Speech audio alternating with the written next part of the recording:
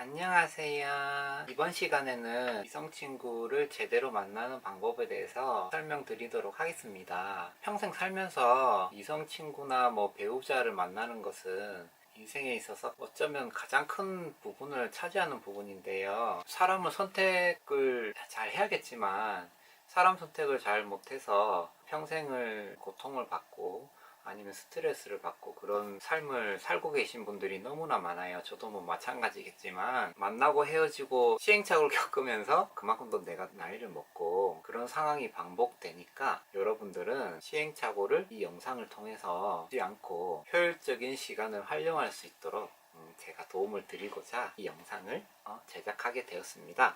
좋은 사람을 만나려면 어떻게 해야 되나? 이성 친구를 만나기 위해서 여러분들이 가장 큰 조건은 무엇이라고 생각하세요? 이 질문을 제가 드렸을 때 거의 8, 90% 이상은 똑같은 대답일 거예요. 이쁘고 잘생기고 능력 좋고 성격 착하고 조건 좋고 남자라면 자상하고 여자라면 성격적으로 좀 순종적인 그런 이성을 원하실 거예요.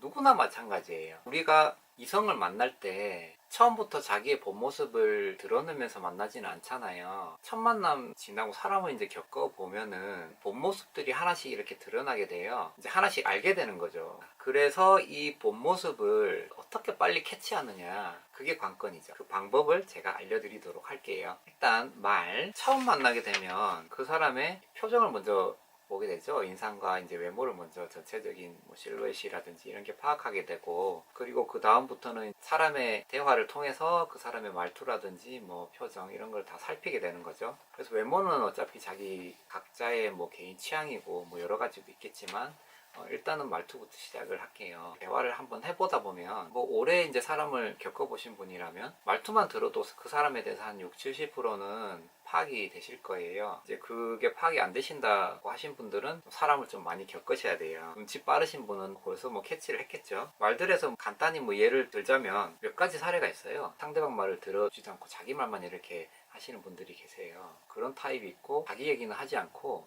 계속 듣기만 하는 사람이 있어요. 말을 굉장히 빠르게 하시는 분, 그리고 말의 템포가 너무 느리시는 그런 타입이 있고, 제가 질문을 던졌을 때 피드백이 늦게 오시는 분이 있어요. 제가 말을 던졌는데 대답이 늦게 돌아와요. 피드백이 와야 되는데 4, 5초 정도 걸리시는 분. 대화의 맥이 끊기잖아요. 대화를 하기가 싫어요. 몇 번 하다 보면 화가 난단 말이에요. 근데 습관처럼 그렇게 하시는 분들이 있어요. 그런 타입들은 사실 힘들죠. 그리고 은연중에 나오는 이제 은어들, 예를 들면 화류계에서 쓰는 은어들이 나온다든지, 아니면 저속한 말들, 욕설 같은 그런 말을 섞어서 한다거나, 아니면 처음 보는 사람한테 약간의 반말을 이렇게 한 번씩 이렇게 섞어서 쓰시는 분들이, 그 사람은 습관이 평소에 그렇게 배어 있는 거예요. 그런 타입들은 말투만 그렇다고 볼 수는 없어요. 그거 하나만 봐도 분명히 다른 문제가 있을 수밖에 없습니다. 겪어보시면. 그리고 이제 표정을 보면 다 알죠. 소개팅이나 어떤 자리에 가서 그 사람 얼굴을 보면 호감형이다, 비호감형이다 구분이 딱 되잖아요. 호감형은 온화한 그런 빛이 보이는데, 비호감은 인상이 좀 세고 또 범죄형이라고 해서 그 사람이 성격도 그런 건 아니에요. 그런 사람도 되게 온화하고 사람을 겪어보면 좋은 사람도 되게 많아요. 첫 모습을 말씀드리는 거예요.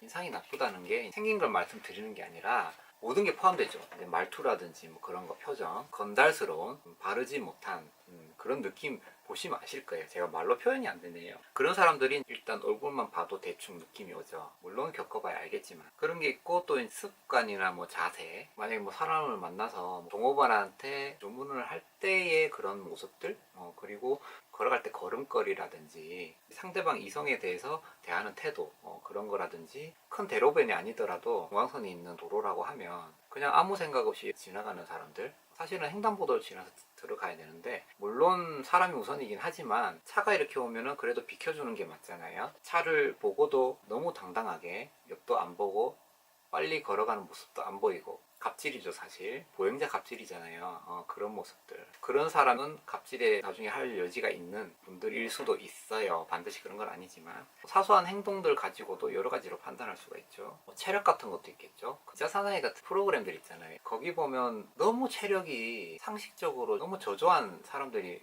좀 있어요. 제가 말씀드린 상식적으로 너무 저조한 사람들이에요. 너무 저조한 사람들은 사람을 만나면 너무 피곤해요. 조금만 걸어도 힘들고, 데이트를 하고 여행을 하고 같이 했을 때도 금방 피로하고 짜증을 부리고, 상식적으로 너무 체력이 저조한 사람들은 만나지 않는 게 좋아요. 나중에 결혼을 한다고 해도 너무 힘듭니다. 제가 좀 충격받은 게, 여자가 8,900 한 개를 하시는 분이 그렇게 없더라고요. 제가 봤을 때 그게 현실인 것 같아요. 근데 한 개도 못 한다는 건 좀 너무하지 않나? 여자가 아무리 약하다고 하지만 여자 중에서도 상식적으로 너무 체력이 없으신 분들이 있어요. 마르고 뚱뚱하고를 떠나서 체력이 없으신 분 너무 없더라고요. 조금만 걸어도 주저앉고 막 그러신 분들이 있어요. 그런 사람은 만나지 않아야 됩니다. 자기 관리를 안 한다는 거잖아요. 또 다른 것은 능력 같은 것도 있겠죠. 능력은 뭐 천차만별인데, 그 사람이 능력이 좋다라는 것은 모든 걸 반증해 줄 수 있죠. 성실함이 동반될 수도 있고, 머리가 좋다라는 게 동반될 수도 있고,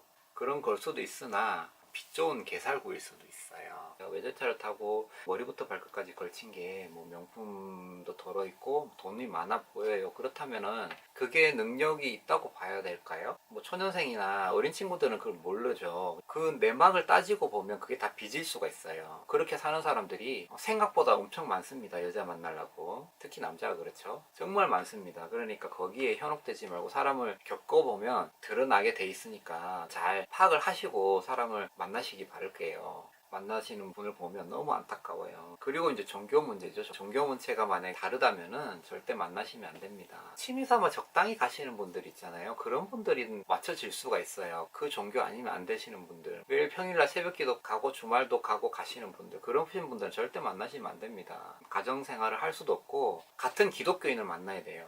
그리고 성적인 부분도 또 있겠죠. 성생활도 개개별로 성적 취향이 있어요. 가령 뭐 SM 같은 거. 같은 취향끼리 만나면 되게 행복하겠죠. 하지만 성향이 다르면은 서로 불만족일 수밖에 없어요. 이 부분이 어릴 때는 몰랐어요. 저도 굉장히 큰 부분을 차지하더라고요. 초반에는 또 알 수 없잖아요. 조금 사귄 후에 충분한 대화를 통해서 해결을 해 나가셔야 돼요. 서로 이제 맞춰줘야 되겠죠. 근데 맞춰질 수 있는 부분이 있고 맞춰질 수 없는 부분이 있어요. 서로 감안하고 만나셔야 되고, 그렇지 않다면 갈등이 생길 수밖에 없어요. 이 정도로 요건만 설명을 드리고, 더 많은 요건들이 있을 거예요. 제가 설명한 요 요소만 보더라도 충분히 사람을 판단할 수가 있으니까, 모르시는 분들은 찌를 하고, 그러면 어떻게 그 사람을 판단할 수 있을 것인가, 그거에 대해서 생각을 한번 해보도록 할게요.